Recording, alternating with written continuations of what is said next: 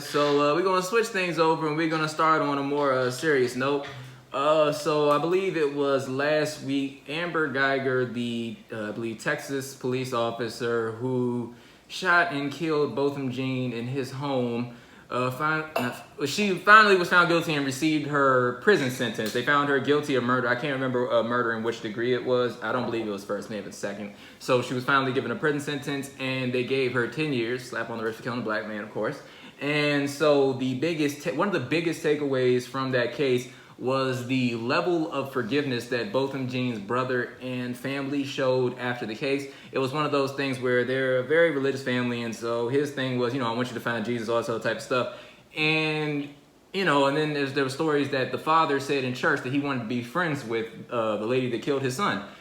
And, it just like sparked something in me where I just, I thought about, and a lot of other people thought about, it's like, why are we just so, we as black people, why are we expected to just be so forgiving and to just move on? And then just like the levels of forgiveness that we saw on display there, it became comical to me at a certain point, because I was like, bro, it's one thing to want to forgive. I understand that there's a concept of forgiveness, and like that's not unhealthy to a certain extent. But the way that they were talking about forgiving this lady and basically just trying to re-welcome her into their lives, basically it's like, yo, what are we bonding over? You killed my son, or you killed my brother. Like, I could forgive you, but I ain't got to be your friend. And it just seemed like it became ignorance to me after a certain point rather than just forgiveness. And that was the part where it just kind of pissed me off more than anything else. And it was like where I drew the line. I was wondering, what's everybody's perspective on that? Okay. So, yeah, I think, I hope my opinion is not controversial on this. So, there's a couple of different issues here. One, that lady murdered somebody. He went into his house. And granted, you probably can't give him first degree murder. Her intent that night wasn't to kill somebody, right, but she did. So regardless of that, and if the roles were reversed, they would have probably just lynched him. He would have got the chair. So I mean, let's be honest. They would have broke him out the jail and killed him. But saying this, I think this is always my opinion on all situations like this. Sometimes I think us as people, we try to dictate what other people should do with their lives. Right, I think that's not the right way to do it. Fair. Who are you to tell somebody how to grieve or how to feel about something like that? That's fair. That's fair. Definitely agree with that. 100%. If they want to forgive somebody, it's their business. Like, I mean, we can feel some type of way, but to me, that should be the end of it. They forgave her. We should not move on with our lives. There's still an issue at foot. You know what I mean? Like, that's still a problem, but in that particular case, that should be it. She's in jail, and his family moved on. So because I saw a lot of people say wild stuff on Twitter, calling his family every name in the book, and I'm just like, how? It's not your brother or son or whatever got killed. So like, I don't. Just because you would have been mad and would have tried to go and shoot that woman or whatever people were saying, dude, like. That's their decision. Like, you can't tell nobody how to feel in a situation like that. That was crazy to me. I was really surprised I was reading some of those tweets. I don't believe you can tell somebody how to feel. Like, I definitely understand your perspective. You can't tell somebody how to feel. But like I was saying, I think the levels of forgiveness and the way that it was kind of portrayed and just like the depth that it went to within that, that's when I thought it became overkill. Because I was like, yo, simple forgiveness, give her a hug, move on with your life. It just kept being talked about. They kept bringing the crap up. He just kept trying to explain these things and just like... Even so much as I'm a religious person, it's like, yo, look, I ain't gonna tell her she gotta find religion. Look, man, she gotta make her own peace with this situation. It just kind of became like one of those things where just like another black family has to sit there and play the forgiveness card. It just became so deep, and it's just I saw on Twitter like there was like videos of that, and then like the caption would be somebody saying, "Oh, look, this family looked past race and they came together." Now that's the kind of shit that does piss me off too. I get that, right? Like, it's still a race issue. Like, they just decide that particular family just decided to move on, do whatever. Okay, but that doesn't change any of the issues at hand. Now, yes, because like Republicans, racism deniers, they'll take a story like that and they'll run with it. Yeah, that's totally out of line. But in general, I still feel like you can't feel some type of way about it. I don't know, just personally. But yeah, it sucks because people like. Surprised Donald Trump didn't tweet anything about that. Right. Look at this good family, both in his family. They treated her well. They look past race. Everything's good. Exactly. Yeah. So.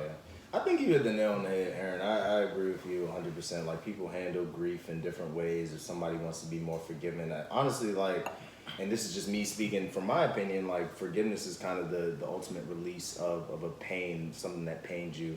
especially something as terrible as what happened to that family. So to them, that was probably the ultimate release. Like I saw one interview, he felt like he kind of felt free from that pain. I mean, it's always going to be there. It's always going to be in the back of his mind. It might be some nights where he wakes up and be like, damn, I hate that woman for taking my brother. Like, you know what I'm saying? Like, it's going to be that. But, like, to him, the way they handled that, I think that was the best route for them. Like, if that worked for them, then cool. I can't judge them for that.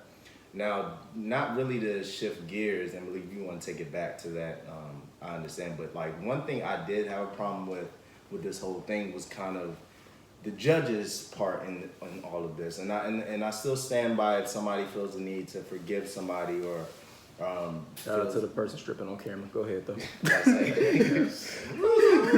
It's supposed to be earlier.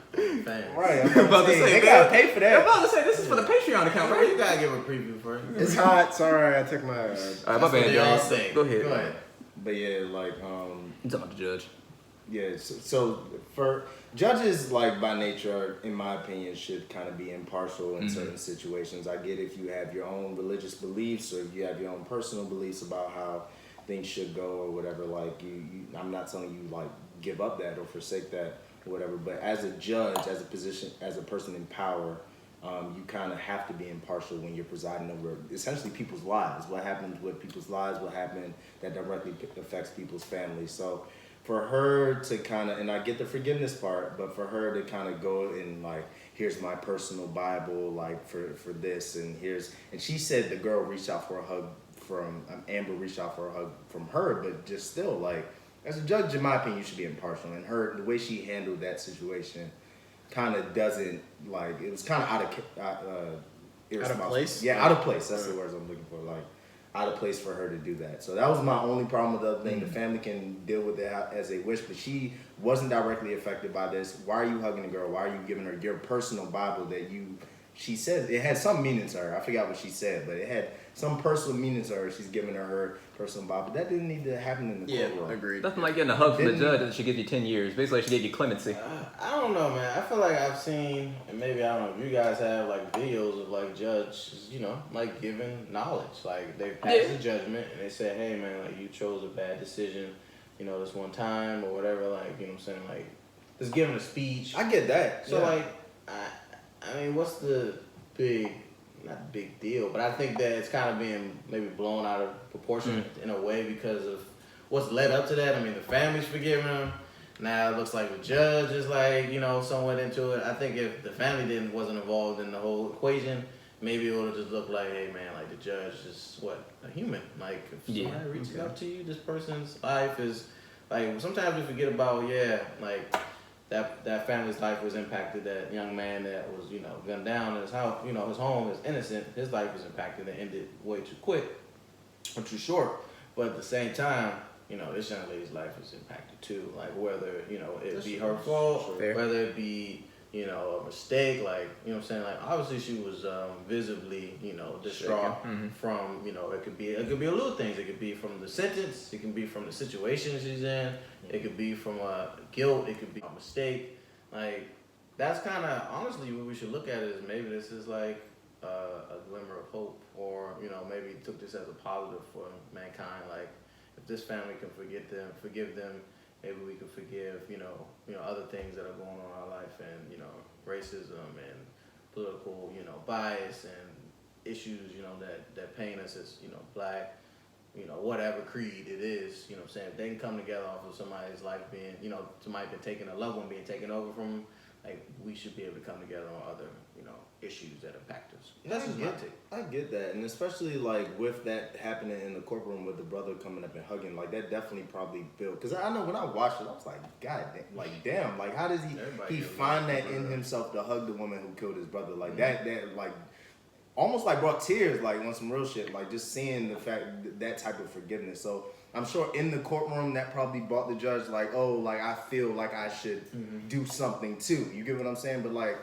I just personally feel like it was kind of out of place. I get what you're saying. Like we should be in a world where we can forgive everybody who wronged us or who did this to our family. But I mean, humans are humans. Like it's gonna be a while until we actually come to if ever, like we come to the place where we completely forget. But I just thought as a person who's supposed to be impartial, that was kind of like Honestly, do that off camera. You know what I'm saying? I think in my mind, like everything that y'all saying is like really, really good, really, really nice. I understand like the whole purpose of forgiveness.